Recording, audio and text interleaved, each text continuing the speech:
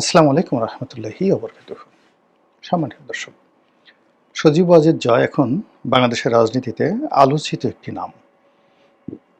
এই নামটি রাজনীতিতে অপরিহার্য কিনা এটি নির্ভর করবে আগামী রাজনীতির নানা সমীকরণ।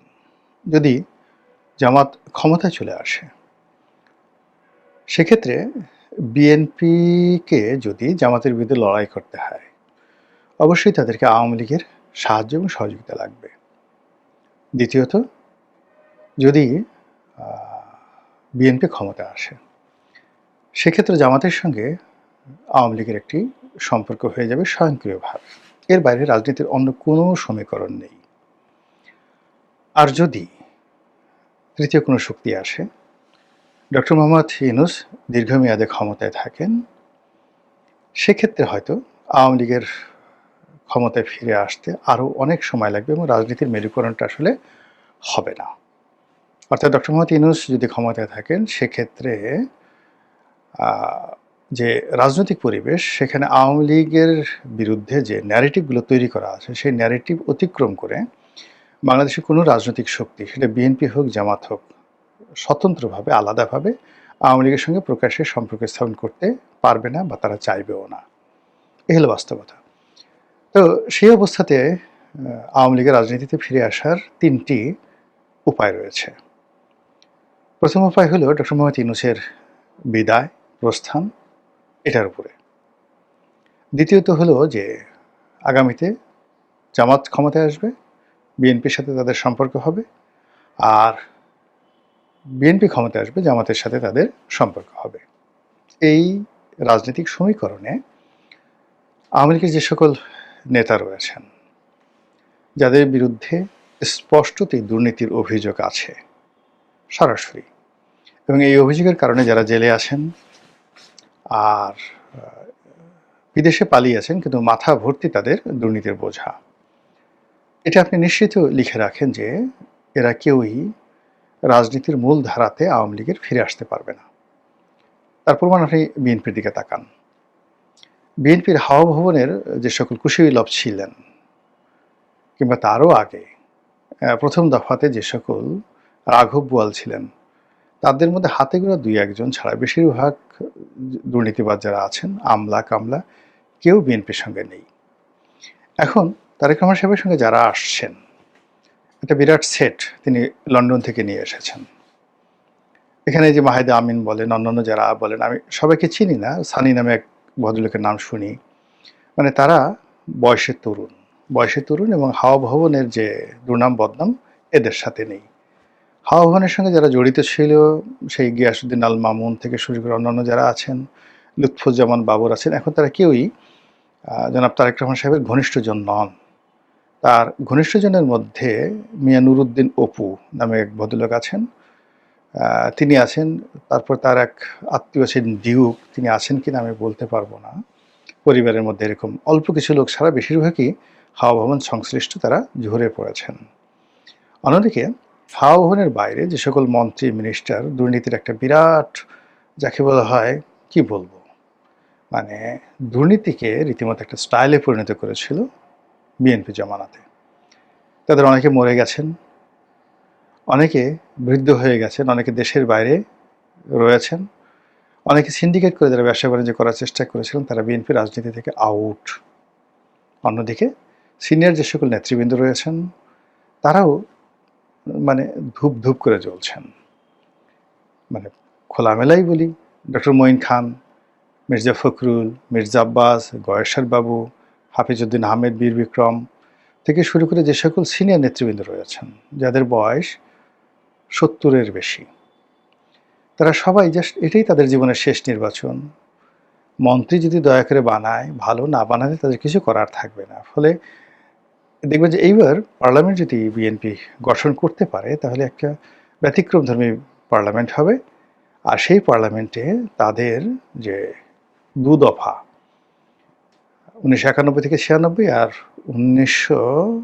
2001 থেকে 2006, এই সময়ের মধ্যে যারা দুর্নীতির বরপুত্র রয়েছেন, মানে রাজপরিবারের বাইরে, রাজপরিবার নিয়ে তো আমাদের দেশে আলোচনা হয় না, মানে রাজপরিবারকে সবাই পয়েন্ট আউট করে না, বলে যে না আপার কোনো দোষ নাই, ভাইয়ের কোনো দোষ নাই, সবই ওই অমুক খান করছে, অমুক টিন্টু করেছে, তারপরে অমুক দরবেশ করেছে, বাকি সবাই মানে আপারা সবাই নির্ভয়ে জাল। এটা হলো আমাদের দেশের একটা কালচার। তো সেই দিক থেকে রাজপরিবারকে বাইরে রেখে বাকি সবার কথা যদি চিন্তা করেন তাহলে দেখবেন যে বিএনপির ক্ষেত্রে এই ঘটনা ঘটেছে।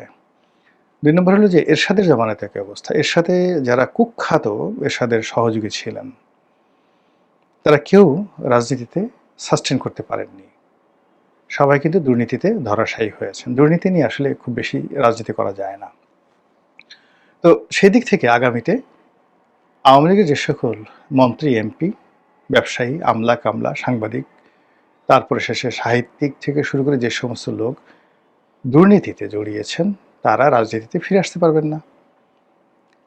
এটা মানে প্রকৃতির যে একটা সমীকরণ, এটা সজীব ওয়াজেদ জয় থেকে শুরু করে দলের যারা নেতৃবৃন্দ রাজনীতিতে আসতে চাচ্ছেন তাদেরকে জিনিসটা বুঝতে হবে যে এই যাদের বিরুদ্ধে ন্যূনতম দুর্নীতির অভিযোগ আছে এবং সেই দুর্নীতি যদি তাদের জানাও থাকে, তবু এখানে লিবারেল হওয়ার কোনো সুযোগ নেই। তাদেরকে নিয়ে রাস্তায় নামার সঙ্গে সঙ্গে পতন অনিবার্য হয়ে পড়বে। This is one. Second thing হলো যে আগামীতে যদি এই যাকে বলা হয় জনাব সজীব ওয়াজেদ জয়কে রাজনীতিতে ফিরে আসতে হয়, তাহলে তাকে ঠিক সেই কাজটি করতে হবে যে কাজটি তারেক রহমান সাহেব করেছেন 2009 থেকে আজ পর্যন্ত। তিনি তার মাকে মানে একটা পক্ষ করে ক্ষেত্র বিশেষে তার মায়ের সঙ্গে মতদ্বৈধতা করে জিদ করে প্যারালাল একটি গ্রুপ শক্তি তিনি গড়ে তুলেছিলেন অনবরত পরিশ্রম করে। অনেকে এটাকে আম্মা গ্রুপ, ভাইয়া গ্রুপ হিসেবে টিটকারি করতো, কিন্তু তারেক রহমান সাহেব এটা সফল হয়েছেন। এবং সফল হওয়ার পর একটা সময় তারেক জিয়া যখন বুঝলেন যে তার সাংগঠনিক ক্ষমতা বেশি, আর বেগম জিয়া যখন বুঝলেন যে তিনি তার সন্তানের সঙ্গে পেরে উঠছেন না, সন্তানকেই সবাই মেনে নিচ্ছে নির্দ্বিধায়, তখন ধীরে ধীরে তারেক রহমান সাহেবের যে একছত্র আধিপত্য দলের উপর প্রতিষ্ঠিত হয়ে গেল। এরপর তিনি এটা কিন্তু এমনি এমনি করেননি। এই কাজ করার জন্য তাকে যতটা ছোট হওয়া দরকার, যতটা পরিশ্রম করা দরকার, যতটা নির্ঘুম রাত কাটা দরকার, যতটা নিচে নামা দরকার, সবকিছু তিনি করেছেন। দিন নাই রাত নেই, ধরুন বাংলাদেশের সময় লন্ডনে থেকে বাংলাদেশের সময় ভোর 5টায় কাউকে ফোন দিলেন, রাত্রি 3টার সময় কাউকে ফোন দিলেন, তার সাথে ঘন্টার পর ঘন্টা আলাপ করলেন। অর্থাৎ এই সময়টিতে তারেক রহমান সাহেব অন্তত 1 লাখ বিএনপির নেতাকর্মী, তাদের সঙ্গে তার নিয়মিত একটা ডাটাবেজে সম্পর্ক গড়ে উঠেছে। তিনি হয়তো এই 1 লাখ লোকের ডাটাবেজ নিজে সংগ্রহ করেছেন, তাদের ফোন নম্বর, চেহারা, সুরত, নাম, মোবাইল নম্বর। তার মধ্যে হয়তো 500-600 তার নাম মুখস্থ আছে, নট মোর দ্যান দ্যাট, এর বেশি সম্ভব না। আর বাকিগুলো সে ডাটার মধ্যে রেখেছে। এখন ধরুন কুড়িগ্রামের উলিপুর বা কোনো একটা ইউনিয়নে তিনি কথা বলবেন, তো ওই তার ডাটা বলে দিচ্ছে যে ওই ইউনিয়নে তিনি 7 দিন আগে অমুক ফজলের সাথে কথা বলেছেন, সফটওয়্যার তাকে বলে দিচ্ছে। এরপর তিনি যখন 7 দিন পরে সেই ফজলকে দ্বিতীয় দফায় ফোন করলেন, হাই ফজল, তুমি কেমন আছো, তোমার ছেলে কেমন আছে, মেয়ে আছে। ফজল তো মহা খুশি। তো এই কাজগুলো করার জন্য তার একটা সেক্রেটারিয়েট ছিল, তার যোগ্যতম লোক ছিল এবং তার একটা অ্যাপ ছিল এবং এখনো আছে। তো এইভাবে কি হলো, তৃণমূলে কাজ করতে, কথা বলতে বলতে তিনি ভাষা শিখেছেন, বাংলা ভাষায় অবিরত কথা বলতে শিখেছেন। আপনি যদি 2001 থেকে 2005 সনে তারেক রহমান সাহেবের বক্তব্য শুনেন, দেখবেন যে তিনি কথা বলাতে সাবলীল ছিলেন না, গুছিয়ে কথা বলতে পারতেন না। কিন্তু এইবার আপনি দেখেন রাজনৈতিক মঞ্চে আমরা তাকে নিয়ে ঠাট্টা মশকরা করেছি, তিনি স্কাইপেতে কথাবার্তা বলেছেন গতানুগতিক, কিন্তু এখানে তিনি যে মঞ্চে উঠে কথাবার্তা বলছেন সেই কথা মানে অবিরতভাবে তিনি বাংলায় বলে যাচ্ছেন।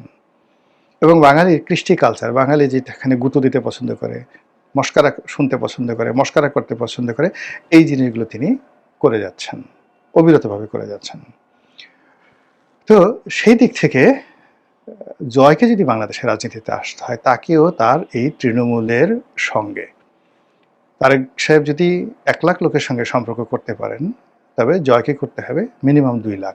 এর কারণ হলো তার সংগঠন বড় এবং সংগঠনের মধ্যে তিনি যে চাইবেন প্রত্যেকটা মানুষই তাকে পেতে হবে। তার অন্তত পক্ষে 10 থেকে 12টি সেই মোবাইল নম্বর থাকতে হবে। সেই 10 থেকে 12টি নম্বর মানে যখনই ফোন করুক না কেন নেতাকর্মীরা, তাকে যদি না পায়, কথা বলতে না পারে, তাহলে এই তার চেষ্টা। তিনি যখন এসে ফোন করলেন, পরে আর তাকে পাওয়া গেল না। এটা হবে না। এটা কক্ষনো হবে না। তাকে অবিরতভাবে তিনি কথা বলবেন এবং তাকে পেতে হবে। আর এই যে পাওয়ার ক্ষেত্রে তাকে যে কৌশল অবলম্বন করতে হবে, সেই কৌশলগুলো নিঃসন্দেহে আইটি স্পেশালিস্ট হিসেবে তার জানার কথা। এই হলো এক। ২ নম্বর হলো যে তারেক রহমান সাহেব যেটা ছিলেন নন ফরমাল।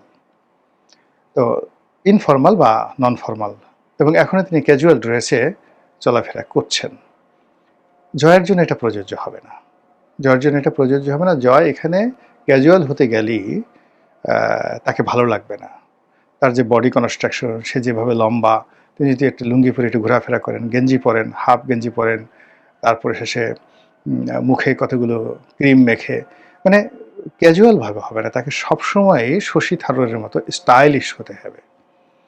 সেই স্টাইলিশ হতে গিয়ে আমি দেখলাম যে তার যে ভিডিওগুলো, একটা ভিডিও কেবলমাত্র তিনি যে আল জাজিরের সঙ্গে সাক্ষাৎকার দিয়েছেন এ যাবৎকালে, সেই একটি সাক্ষাৎকারে তার বসার style, hair style, dress code okay ছিল। আর কোনোটাতেই তার বসার স্টাইল ঠিক ছিল না। যেমন ধরুন, এই যে আমি এখন ভিডিও করছি, তো আমি একসময় ভিডিও করতাম আমার যে একটা এক্সিকিউটিভ চেয়ার আছে সেটায় বসে পেছনের সাইডটা দিয়ে। তো বিরাট একটা চেয়ার, চেয়ারের মধ্যে মানুষটাকে খুব ছোট মনে হচ্ছে, দেখতে কিন্তু ভালো লাগতো না, অনেকে বলেছে। কিন্তু পরে আমি দেখলাম যে না, একটা স্বাভাবিক চেয়ারে বসে আমার মুখোশ ছবি, মানে আমাকে প্রদর্শন করতে হবে, এখানে অন্য কোনো কিছু নয়।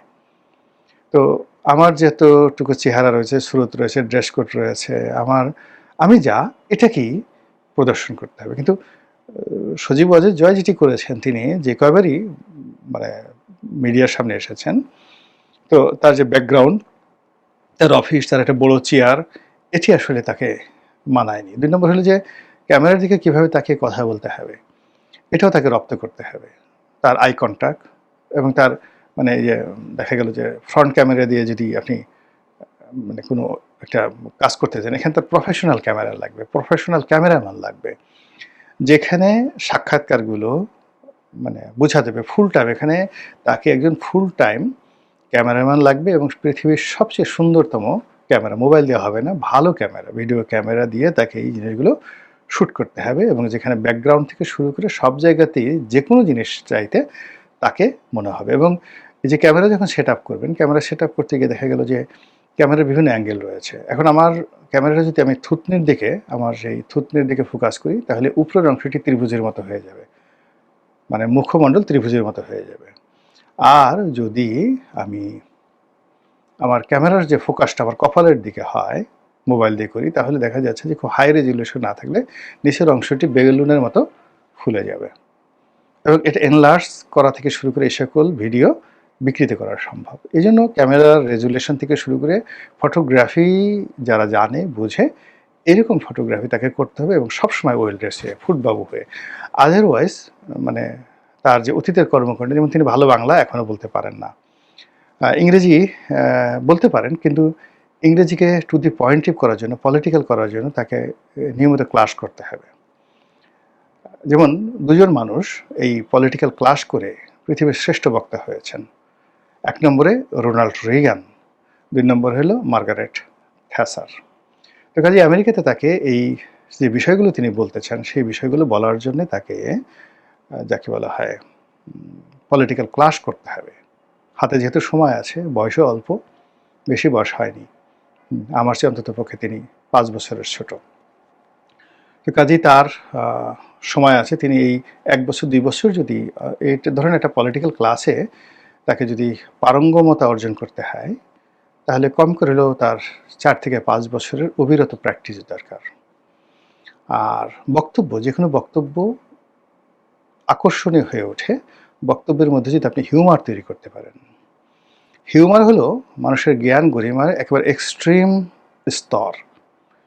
পলিটিক্যাল লোকজন যারা আছে, যেমন উইনস্টন চার্চিল, তারপরে রোনাল্ড রিগান, এমনকি মার্গারেট থ্যাচার, এরপর নেলসন ম্যান্ডেলা, তারা সবাই পলিটিক্যাল যাকে বলা হয় ওরাটার হিসেবে, বক্তা হিসেবে, ইনক্লুডিং বিল ক্লিন্টন, অসাধারণ মানুষকে হাসানোর ক্ষমতা তাদের ছিল। বারাক ওবামারও। কেন? প্রচুর প্রচুর পড়াশোনা করেছেন।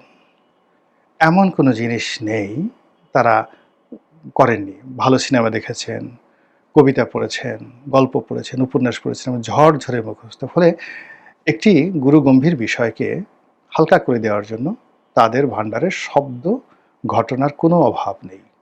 ফলে তারা সফল হয়েছেন। রাজনীতিতে সিরিয়াস লোকজন বেশি একটা পছন্দ করেন। আওয়ামী লীগে ধরেন যারা বক্তব্য দিতেন তাদের মধ্যে বিখ্যাত লোক কারা? সবচেয়ে বিখ্যাত লোক যদি ধরেন সুরঞ্জিত সেনগুপ্ত, আব্দুস সামাদ আজাদ। আব্দুস সামাদ আজাদ, সুরঞ্জিত সেনগুপ্ত এই দুজন মানুষ কেন বিখ্যাত? তারা প্রচণ্ডভাবে মানুষকে হাসাতে পারতেন একান্ত কথাবার্তায়, আলাপ আলোচনায়। তো সজীব ওয়াজেদ জয়কেও প্রচুর পড়াশোনা করতে হবে। আমার কাছে মনে হচ্ছে যে তার বাংলা ভাষা, সাহিত্য, বাংলাদেশের রাজনীতি এই বিষয়ে যে পড়াশোনাগুলো আছে এগুলো আবার নতুন করে পড়া উচিত। বিশেষ করে তার যে পরিবার রয়েছে, বঙ্গবন্ধু পরিবার, শেখ পরিবার, বাঙালি জাতীয়তাবাদ এবং বাংলাদেশের ইতিহাস, সেই আসাম বেঙ্গল পরিষদের যে ইতিহাস, আসাম বেঙ্গল ব্রিটিশ জমানাতে আসাম বেঙ্গল ইতিহাস, তারপরে 1935 সনের ভারত শাসন আইন, তারপরে যে নির্বাচন হলো শেরেবাংলা ফজলুল হক, শ্যামাপ্রসাদ মুখার্জি, তারপরে স্যার আশুতোষ মুখার্জি, ইন্ডিয়ান কংগ্রেসের সঙ্গে সঙ্গে মানে নিখিল ভারত মুসলিম লীগ এবং যাকে বলা হয় বঙ্গীয় মুসলিম লীগ, এই বিষয়গুলো একাধিকবার, 2 বার 3 বার পড়ে, 4 বার 10 বার পড়ে একটার সঙ্গে আর একটার সংযোগ স্থাপন করতে হবে। যে কংগ্রেস যখন ভারতে রাজনীতির তুঙ্গে তখন বাংলাদেশে মুসলিম লীগের অবস্থা কেমন ছিল, বা ঢাকার প্রথম পৌরসভা নির্বাচনে কারা জয়লাভ করেছিল, কারা কারা পৌরসভার মেয়র হয়েছিল, বা বেঙ্গল লেজিসলেটিভ অ্যাসেম্বলিতে কারা কারা হয়েছিল, এই জিনিসগুলো হৃদয় থেকে অনুধাবন করতে হবে, বুঝতে হবে। না বুঝে বক্তব্য দিতে গেলে হাস্যরসের তৈরি হবে। অনেকে মানে বক্তব্য দেন কিন্তু জানেন না, না জানার কারণে কি হচ্ছে, তার আধিপত্য স্বীকার করে নেন সবাই, তারপরে শেষে তার কথাবার্তা শুনেন, পেছনে পেছনে টিটকারি করেন যে শালা কিচ্ছু বোঝে না, দামড়া, বলদ কোথাকার। এই কথাগুলো হয়, এটা সবার ক্ষেত্রে প্রযোজ্য। যার জন্য হয় কি, যে বিষয়ে কথা বলতে হবে আর যে বিষয়ে রাজনীতি করতে হবে সেই বিষয়ে জ্ঞানের কোনো বিকল্প নাই। পৃথিবীর সব রাষ্ট্রনায়ক যারা আছেন তারা, তাদের প্রথম সম্পদ ছিল জ্ঞান, এরপর দ্বিতীয় সম্পদ ছিল পরিশ্রম, তৃতীয় মানে পরিশ্রম মানে মেহনত, তৃতীয় ছিল তাদের সোহবত, তাদের বন্ধু বান্ধব। এই 3টি জিনিস ছাড়া মানে জয় যদি ভালো বন্ধু জোগাড় করতে না পারে, সে যে সকল বন্ধুর কারণে তাকে ডুবতে হয়েছে, হাওয়া ভবনের যে দুর্নাম বদনাম, তার সাথে জয়ের দুর্নাম বদনাম বাংলাদেশে কোনো অংশে কম নয়। এটা জয়কে কান খোলা রেখে বুঝতে হবে। তার নামের সঙ্গে অন্তত 10 জন লোকের নাম যুক্ত হয়েছিল বাংলাদেশে।